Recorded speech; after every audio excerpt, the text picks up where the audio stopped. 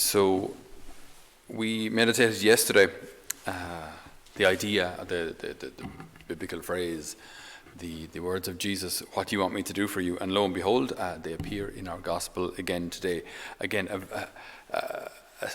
almost a strange kind of a question, especially today.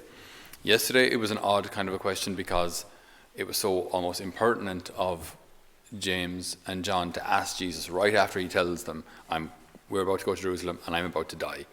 And then they ask for places at his right and at his left. So he still asks them though. He still asks them, what do you want me to do for you? Today, it's an odd kind of a question because, again, as we've meditated before, it would have been plain obvious that Bartimaeus was blind. Right? You know, like he would have been obviously led to Jesus, because in a crowd of people, how are you supposed to know which one is Jesus? And you just hear people everywhere.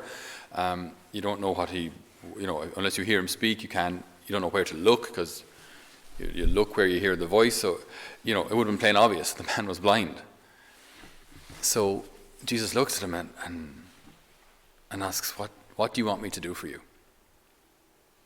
It's a very interesting question, which I think we can delve into a little more today. So I'll tell you a little story of something that happened to my little niece. Her name is Fionnuala, and she lives in England.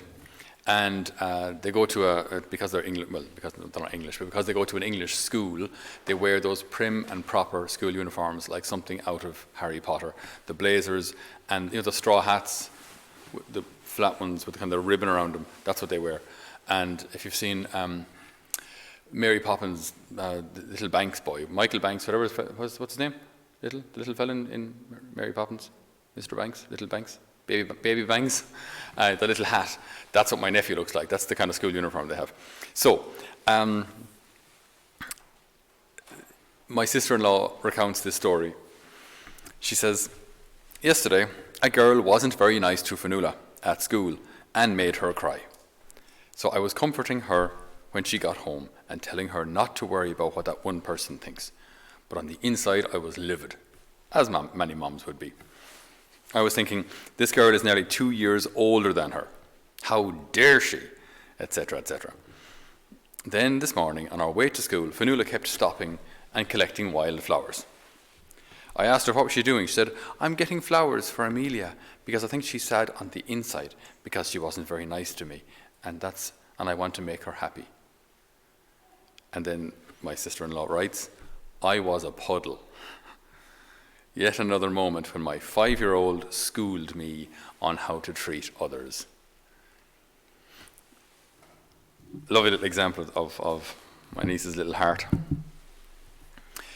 So often, if we're asked the question, if the Lord were to ask us the question, or if anybody were to ask us the question, what do you want? If you could change things, if you could have something, if you were to ask God, if God were to ask you, what do you want me to do for you? So often I think our attention immediately gravitates towards external things. If I could have this career, this husband, wife, this family, live in this place, have this job, they tend to be things that are on the outside. And I think so rarely that's actually what we need. It's very, very rare, I think, that changing our external surroundings. I mean, even like if you're on the breadline, if you're absolutely starving, of course, having a regular supply of food is going to assist things.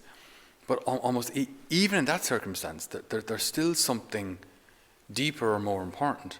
I mean, obviously, like the church does and should do everything it can to alleviate poverty. But when the Lord asks us, when He looks at us and says, "What do you want me to do for you?" I think so often the battle, the real problem is us. It can be, obviously, in many circumstances, that a family member or an addiction in the family or somebody else might be causing us an awful lot of harm or hurt. But even in those circumstances, my reaction is my choice. Whether I forgive is my choice. Whether I choose to hate is my choice. So when Jesus asks, "What do you want me to do for you?" it's just, again, it's amazing how it just cuts through all of the masks and all the things on the outside. And so often that I think that question actually has to do with how we see ourselves. How we see like, what do you want me to do for you? It's not so much, Lord, that the world may change around me, but Lord, that I may change. Because no matter what we do, and I'm sure you've seen people, or you know people who've done this, who are convinced that faraway hills are greener, and they get to the faraway hill and they realize, oh, the reason it's greener over there is because it rains more over there than here. You get there and it's the same old stuff. And one thing that people discover, maybe around my age, maybe later, I'm not really sure, is that no matter what you do, you can never outrun yourself. No matter what you do, where you go, who you marry, what job you have, how much money you have, what you look like, what you weigh, no matter what you do, you can never outrun yourself. Never. So when the Lord asks, what do you want me to do for you? So often I think that question has to do with how I see myself. Because if I don't love me, I can't outrun that problem, ever. And nothing on the outside and nobody else can fix that for me. We see how Fionnuala acted or reacted in a situation where someone on the outside, someone in her class, or actually no, two years ahead of her, someone 2 years ahead of her treats her badly, makes her cry. How does she react? She makes them a bouquet of flowers. Like, that's virtue right there. So her peace, even though she was upset, her peace wasn't destroyed. She was able to still react in love. She didn't become less loving despite the fact that a lack of love was shown her. She was able to still react in love. So her peace, her like the inner sanctuary, wasn't harmed. I remember years ago praying with someone, and as the prayer session was coming to a close, I just got this image of this person in like a garden shed down at the end of the garden.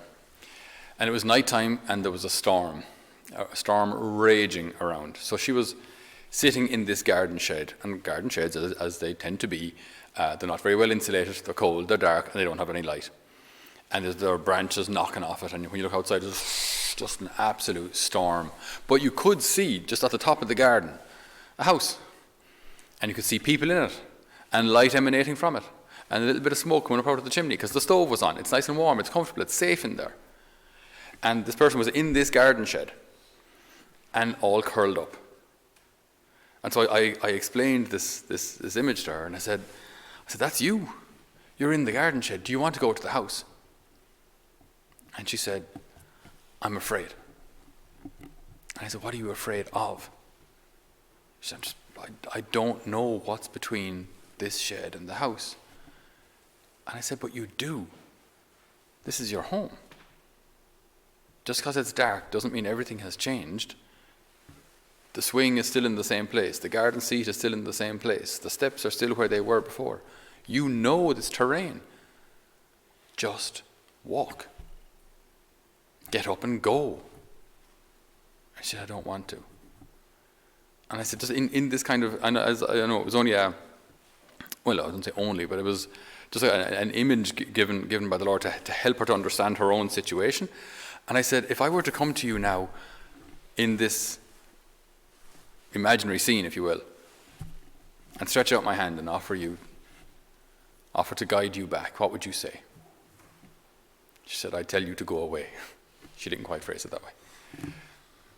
And I said, everything here, your healing, depends on your choice. I can't help you, and to be honest, not even God can really help you if you don't want it.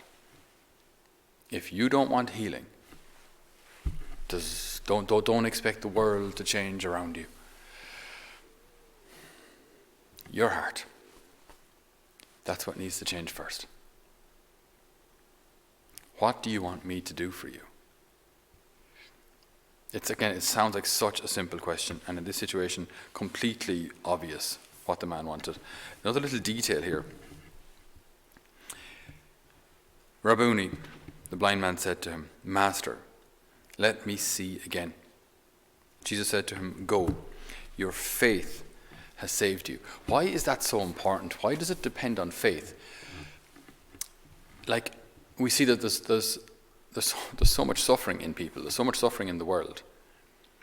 And we might ask, like, why doesn't the Lord heal more often? Or why does it hinge on the faith? Because is it not kind of like, Simon Says? If you say the magic words, if you put Simon Says before the thing, I'll give you the grace that you want. But if you don't say it exactly the way I want you to say it, like if you're praying but it wasn't the first Friday, or it wasn't the first Saturday, or if you weren't kneeling down, or you prayed 4 decades instead of 5, if you get something wrong in some way, I won't grant you the grace.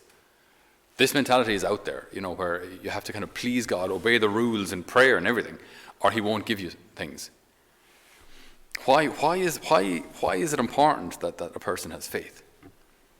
Well, I think, simply put, the reason faith is important in this circumstance is, if this blind man, because he's blind, he has to beg, it's a humiliating life. It also means there are certain sins that he can't commit. There are certain sins, you can always commit sins of hatred, envy, jealousy, unforgiveness. You can always commit those. But it's a lifestyle. It's a difficult life. It's a difficult, especially for Jews at the time. There weren't special schools or those little rumble zones along a footpath, so you can work your way along with a stick. It was difficult. But if the man has no faith, his healing, his healthy body, could cause him to sin even more. There's no point getting a healing, and then because now I'm healed, and because I'm healthy, have all my faculties, I can now use that against God, or use that to risk my soul, use that to risk heaven. Then it's better you stay blind. It's better you stay blind and go to heaven for all eternity than be healed here, have your sight back for 40 years, and risk your soul. That's why faith is key. Because then we receive this gift in faith. We thank God for it. We spend the rest of our years glorifying God for it. And then that'll help us to get to heaven. Whereas we receive a great gift like that. Now I'm healed. Now I can go view all of the dirt I want on the internet. Well, then it's better you stay blind. Sounds harsh, but we're talking about eternity here. We're talking about eternity. There is no greater good. None. So that's why faith is so key. So when the Lord asks us, what do you want me to do for you? And I think he does ask us, I think he's trying to drive it home. He's asked us twice now in 2 days. I think he's trying to make a point here. What do you want me to do for you? It's a question I think we really, we'll be delving into a little here in Holy Family ourselves now over the next couple of days. But it's something we do need to ask ourselves, like, Lord, what do I actually want? Because our instinct might say, more comfortable lifestyle, more money, more security, whatever it may be. But will that really change everything that's going on here? Will that really give me peace? Will it? My guess is it won't. Because you can't outrun yourself. If the Lord heals your heart, if the Lord grants you a healthy self-love, self-acceptance, not self-assuredness, but a healthy understanding of ourselves and our own gifts and limitations, if the Lord grants us a healthy understanding of who he is, these treasures are far more important than how many zeros are in our bank account, preferably after a 1. So we ask the good Lord today that we might hear these words in our heart and know how to respond.